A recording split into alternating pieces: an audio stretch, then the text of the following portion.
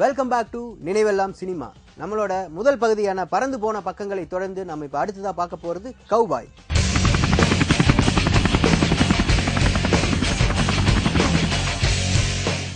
Cowboy அப்படின்னு சொன்னதும் நம்மளோட நினைவுக்கு வர்றது ஹாலிவுட் படங்கள் தாங்க. இந்த ஹாலிவுட் படங்கள் வந்து எப்பவுமே நம்மளை வந்து ஆச்சரியப்படுத்தும். ஸோ இதற்கு பின்னாடி நடந்த சம்பவங்களை பற்றி கேட்டால் இதனுடைய ஆச்சரியங்கள் வந்து அப்படியே டபுள் ஆகிடும். ஸோ அந்த மாதிரியான ஆங்கில படங்களை பற்றின விஷயங்கள் தான் நம்மளோட நிகழ்ச்சியில் கௌபாய் பகுதியில் பார்க்க போகிறோம்.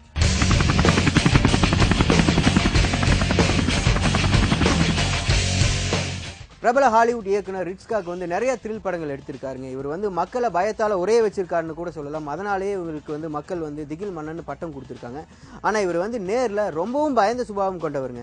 1963 ஹிட்ச்காக் இயக்கிய படம் தி பேர்ட்ஸ். இந்த படத்தின் ப்ரீவியூ காட்சிகளை தியேட்டரில் ரசிகர்களுடன் அமர்ந்து பார்த்து கொண்டிருந்தார் ஹிட்ச்காக். படத்தில் பறவைகள் ஒரு ஆளை கொத்தி கொத்தியே கொல்லும் காட்சியை பார்த்ததும் பயத்தில் அவருக்கு காய்ச்சலே வந்துவிட்டதாம். அதன் பிறகு தன்னுடைய படத்தை ப்ரீவியூ பார்ப்பதே இல்லை என்று தவிர்த்து விட்டாராம்.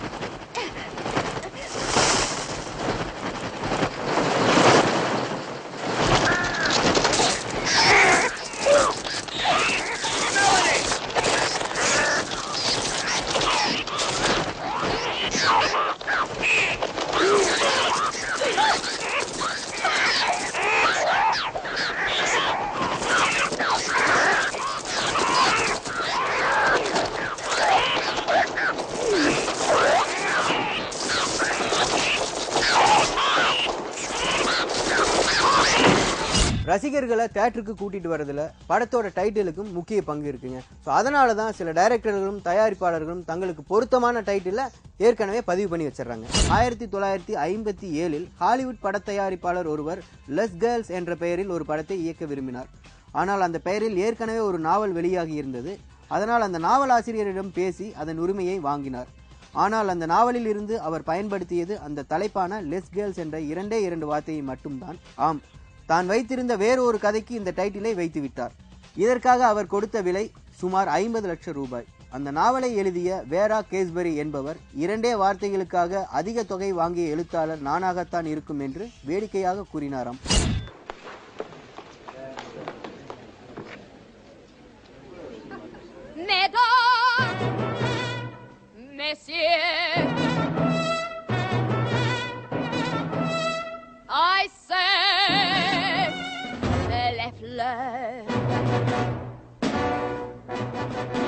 To fit each mood and emotion, sadness, joy and devotion. Madame. Okay, ça suffit. Ça suffit. Non, ça marche très bien, ça grave. Can I take it from No, come here. Écoute, mademoiselle. Come here, please, dear. Come here. Please, it's all right. I know it was bad. Shh. Are you good at picking up routines? I think very good. Good. Show me some chalets. Come here, kids. Oh, si je te talon, je peux pas. Enlevez les chaussures, je comprends, oui, ça va bien. Essayez pour moi glissade, assemblage de chacun en chacun. Oui, bon. Non, avec une sourire, doucement, oui. Soyez calme, oui, ça c'est très bon. Pourquoi why do you want this job with me, an American act? I've seen you dance. Oh, wow. And you know what the act is? Come here, kids. You free to travel? Yes. Get in the middle, tall one. See, no, take it the other way. I'm back again. Look, we're going to travel all over Europe this summer, and I want someone who can stick with us. I can. You can, huh? You married? No.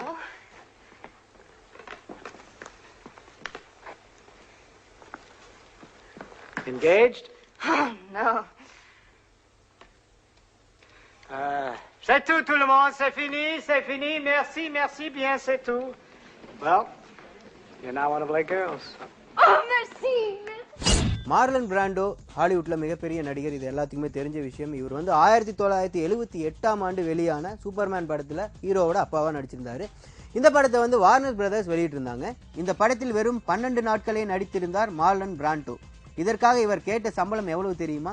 $3.7 million. படத்தில் ஹீரோவாக நடித்தவருக்கு தரப்பட்ட சம்பளத்தை விட இது அதிகம். ஆனால் Marlon பிராண்டோவோ இது போதாது என்று படத்தின் லாபத்திலும் தனக்கு பங்கு தராமல் ஏமாற்றி விட்டதாக குற்றம் சாட்டினார். அவர் கேட்ட பங்கு தொகை எவ்வளவு தெரியுமா? $50 மில்லியன். கேட்கவே தலை சுற்றுகிறதல்லவா? And I'm nobody's fool. Superman. Superman. You mean you think I'm Superman? Willing to bet my life on it. Lois, you are priceless. Really? I mean, that is the single most ridiculous thing about. Lois, what are you doing? You wouldn't let me die, Superman.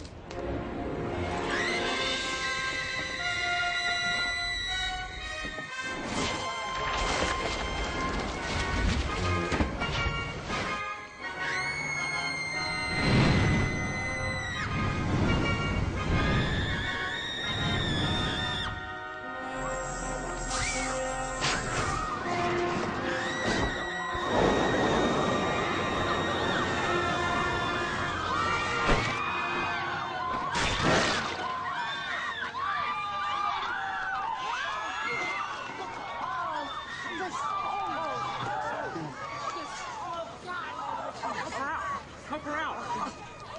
Clark! Lois, what have you done? Clark, you're not... என்ன நேயர்களே, Superman பார்த்து enjoy பண்ணியிருப்பீங்கன்னு நினைக்கிறேன். இந்த வார cowboy பகுதி ரொம்பவே இன்ட்ரெஸ்டிங்காக இருந்திருக்கும். ஒரு சின்ன இடைவேளைக்கு அப்புறம் அடுத்த சுவாரஸ்யமான செக்மெண்ட்ல நான் உங்களை சந்திக்கிறேன்.